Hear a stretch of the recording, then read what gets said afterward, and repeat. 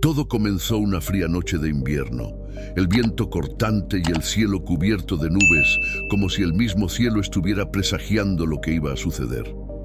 Yo, Gabriel Quintanilla, estaba en casa, buscando la calma después de una dura jornada.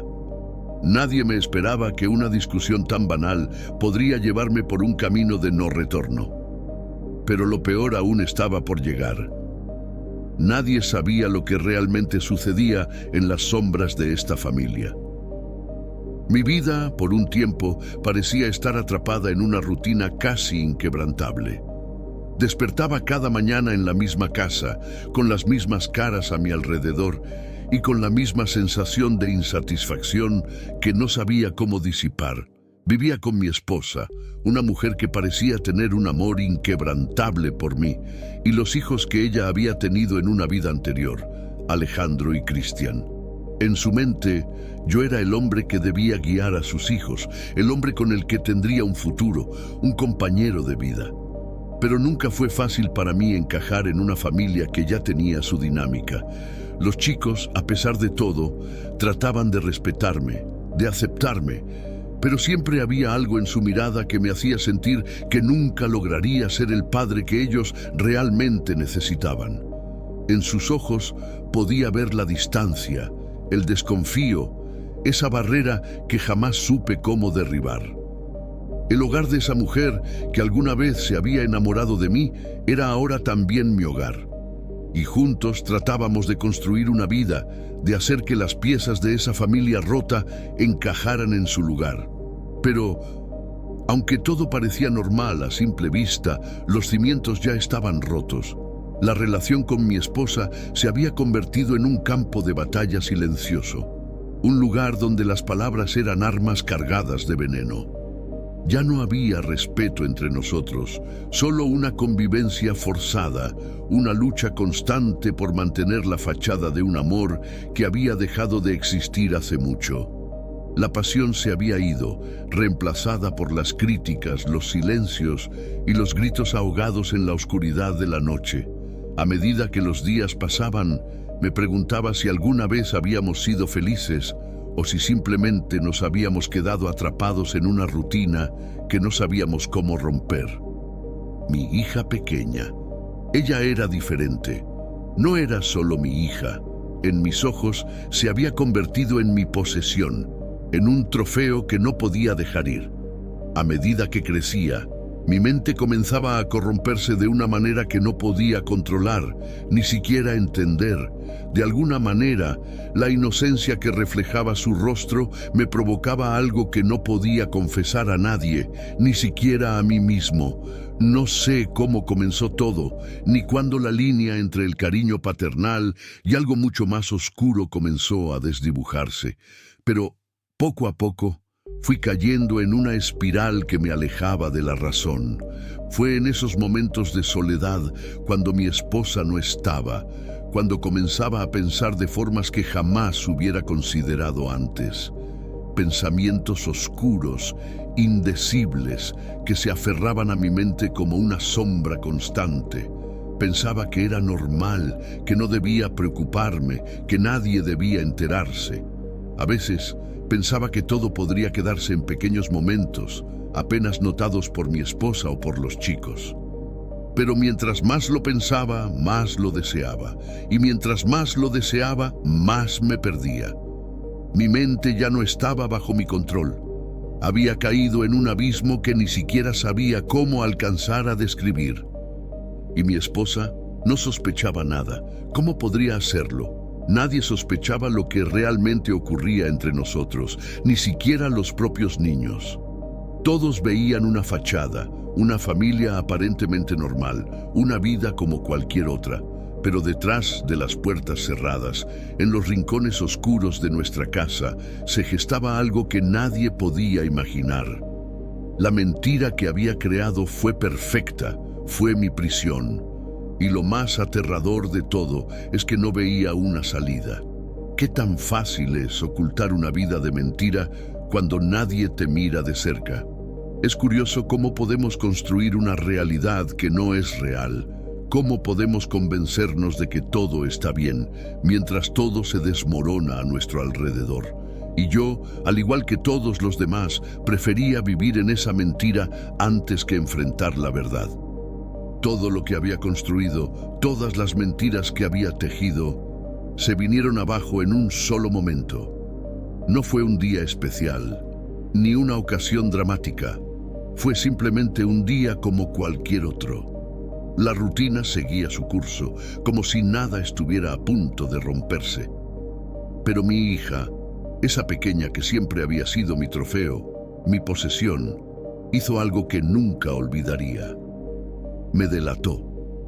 No lo dijo de inmediato, no fue algo directo, pero en el momento menos esperado dejó escapar algo que cambió todo. Algo que nadie vio venir, ni siquiera yo. Ella había guardado silencio durante un tiempo, pero al final las palabras que no había querido decir salieron sin que pudiera detenerlas. Fue en un susurro, en una conversación aparentemente inocente, en algo que pasó desapercibido por los demás. Pero fue suficiente. Mi esposa, que a pesar de todo aún me amaba, de alguna manera lo supo. No fue un grito, ni una pelea inmediata. Fue como si el suelo debajo de mí se abriera de repente y el peso de la verdad me aplastara sin que pudiera hacer nada al respecto. Ella me miró y en sus ojos ya no había amor, solo un vacío absoluto. La revelación fue brutal, un golpe a mi ego, a mi sentido de seguridad. Mi esposa, aquella que había compartido tantos años conmigo, no tardó en reaccionar. No fue cuestión de días, sino de horas. En algún momento las palabras se dijeron en voz alta: «Te has hecho irreparablemente daño, Gabriel». Y la puerta que había considerado mi refugio ya no estuvo más allí para mí. Me echó de la casa como si fuera un extraño, como si yo fuera el enemigo. Me fui, pero lo que cargaba conmigo era un peso mucho más grande que cualquier maleta. La vergüenza, el arrepentimiento, el horror, eran cosas que no se podían sacar de mi pecho. Me sentía vacío, despojado de todo lo que creía que era, de todo lo que alguna vez había tenido. Al principio no entendí el dolor que estaba causando. En mi mente era una cuestión de hacer lo que quería, de seguir mis propios deseos sin pensar en las consecuencias. No entendía que, al final, lo que había hecho no solo había destruido mi vida, sino que había destrozado a todos los que me rodeaban. Mis hijos adoptivos, esos chicos que siempre traté de cuidar a mi manera, no sabían lo que había pasado, pero lo intuyeron rápidamente. Algo cambió en ellos. Algo se rompió. Cuando los chicos se enteraron de la verdad, de lo que había sucedido en los rincones más oscuros de nuestra casa, ya no fueron los mismos. Lo que había sido una relación distante pero respetuosa, se transformó en algo mucho más oscuro. Ya no veían a su hermana como antes, ni a mí tampoco. El amor que sentían por ella, el cariño que siempre les había unido, se convirtió en ira. Era una furia contenida, una rabia que nunca imaginé que podrían sentir hacia mí. Ellos, los chicos que una vez me llamaron papá, ahora me veían como el monstruo que nunca vieron venir. La conversación fue breve pero intensa. No hubo palabras bonitas, ni explicaciones que pudieran justificar lo que había hecho. En sus ojos vi algo que me heló la sangre: el desdén, el repudio, la violencia de alguien que ya no ve al otro como humano. No fui capaz de decir nada, de pedir perdón. No había perdón para lo que había hecho. Y fue ahí, en ese momento, cuando su ira se apoderó de ellos, cuando todo se descontroló. Sentí que el peso de su desconfianza, de su odio, caía sobre mí como una losa que no podía levantar. Y por primera vez en mi vida entendí lo que era ser realmente odiado. No por lo que había hecho, sino por lo que había destruido. Mis pasos, cargados de desesperación y culpa, me llevaron hasta un parque de casas rodantes, un lugar que nunca pensé que sería relevante en mi vida, pero que en ese instante se convirtió en el último escenario donde todo lo que había construido se desmoronaría de manera irreversible.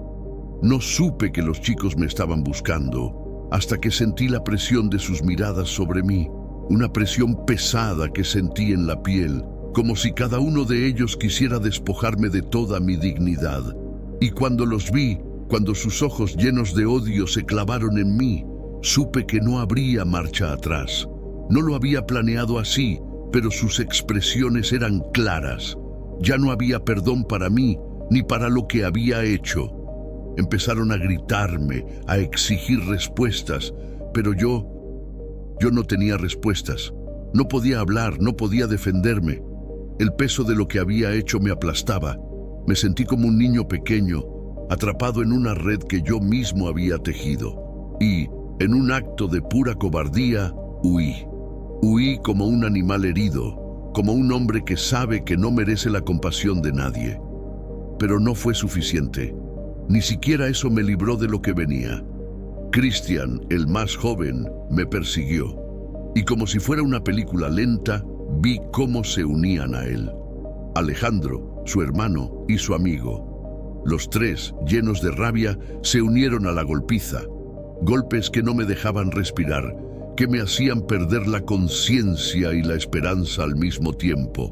Me rodearon, no me dejaron espacio para huir, y lo que comenzó con un par de puños se convirtió en una tormenta de violencia. No hubo piedad, no hubo misericordia, solo furia ciega, la misma furia que había sembrado en ellos.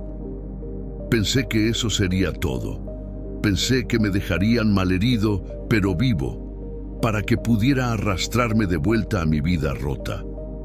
Pero algo dentro de ellos, una furia que ya no podían controlar, los empujó a hacer más. Me levantaron y me arrastraron hacia la camioneta. No entendí bien lo que estaba pasando en ese momento. No tenía fuerzas para razonar, para comprender lo que se estaba cocinando en sus mentes. Me sentía mareado. Mi cuerpo ya no respondía como quería, pero me llevaron a otro lugar, un lugar apartado. Sabía que no era solo el dolor lo que me esperaba. Ese lugar solitario, lejano de cualquier mirada curiosa, era la última estación en mi condena. Me tiraron al suelo sin ceremonias, como a un animal herido que ya no tiene utilidad. El abandono fue lo más cruel de todo. Ya no había un refugio, no había una segunda oportunidad.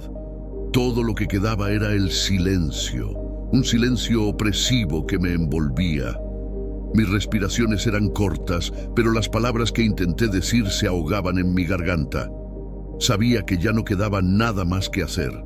Mi vida, mis decisiones, lo que había sido, todo había terminado. No había arrepentimiento que pudiera cambiar el curso de los acontecimientos. Y lo que vino después, ni en mis peores pesadillas lo habría imaginado. La mañana siguiente llegó como una condena. El agricultor que pasaba por el terreno lo encontró. Yo estaba ahí, tirado entre la maleza, mi cuerpo un saco de heridas y golpes. No sabía si lo que sentía era el frío de la muerte que ya me acechaba, o el miedo a la verdad que había dejado atrás. Los golpes me habían dejado sin fuerzas. Pero lo que realmente me mató no fueron solo los golpes, sino la revelación de lo que había causado. Los recuerdos de mis acciones, de mis decisiones, se apoderaban de mí en ese instante, como una película en la que no puedo escapar del final. Cuando la policía llegó, la identificación de mi cuerpo fue lo primero. No me sorprendió que supieran quién era, pero lo que vino después me heló la sangre. Mi pasado oscuro salió a la luz. Y no era solo un hombre con una historia manchada por el crimen. Era un fugitivo, alguien que había estado evadiendo la justicia durante años. Y lo peor de todo, lo que más me aterraba, lo que realmente me hizo temblar, fue que la madre de esos chicos, la mujer que alguna vez había sido mi esposa, no tenía ni idea de todo lo que había estado viviendo en su casa. No sabía que había criado a un monstruo, que había compartido su vida con alguien que había destrozado lo que más amaba. En sus ojos no habría más que horror. El mismo horror que yo sentí al darme cuenta de lo que había hecho. Lo único que quedaba era el final, y yo estaba demasiado lejos de todo para evitarlo. Lo que ocurrió con los chicos, el dolor, la rabia, todo eso me tocó de una manera que no supe cómo procesar. La gente empezó a hablar de justicia, de lo que era correcto, y el sistema, ese monstruo burocrático que a menudo ignoramos, finalmente intervino. Mis crímenes, mis actos, no fueron solo los que sellaron mi destino, sino también el de aquellos que tal vez ni siquiera deberían haber estado involucrados en este juego macabro. Pero no fueron solo los chicos quienes pagaron el precio. El sistema judicial, que había fallado al no haber hecho su trabajo a tiempo, también estuvo en la mira. ¿Qué era la justicia entonces? ¿Era lo que ellos hicieron? ¿Vengarse por lo que yo les hice? ¿O era algo más grande, algo más complejo, que simplemente no podía entender? Al final, me di cuenta de algo que ni siquiera había considerado cuando tomaba mis decisiones. La justicia no siempre se define por lo que uno piensa que es el bien, sino por las consecuencias que nacen de las decisiones que tomamos. El sistema que falló me condenó, pero lo hizo demasiado tarde. La respuesta nunca fue clara. Lo que hicieron los chicos era venganza, era justicia, era una necesidad moral o una necesidad humana. Yo, Gabriel Quintanilla, seré recordado no por las vidas que destruí, ni por las lecciones que pude haber aprendido. Seré recordado por lo que fui, un monstruo. No había otra forma de verlo. El nombre que un día tuve, la identidad que una vez me definió, se desvaneció. En su lugar quedó la oscuridad de mis actos, un nombre manchado, un legado roto. Si tan solo hubiese tomado decisiones diferentes, si tan solo hubiese tenido el coraje de enfrentar mis propios demonios antes de que fuera demasiado tarde, quizás las cosas no habrían terminado de esta manera. Tal vez la justicia habría llegado a mí antes, de manera formal, sin que el sufrimiento de tantos tuviera que ser la consecuencia. Pero es tarde para lamentarse. El camino ya estaba marcado, y mis propios deseos oscuros me arrastraron irremediablemente hacia esta condena. Ahora soy solo un eco en la memoria de aquellos que quedaron atrás. Un recuerdo sombrío de un hombre que nunca fue lo que prometió ser. Y los chicos, ellos tendrán que vivir con la carga de lo que sucedió, igual que yo viví con mi culpa hasta el final.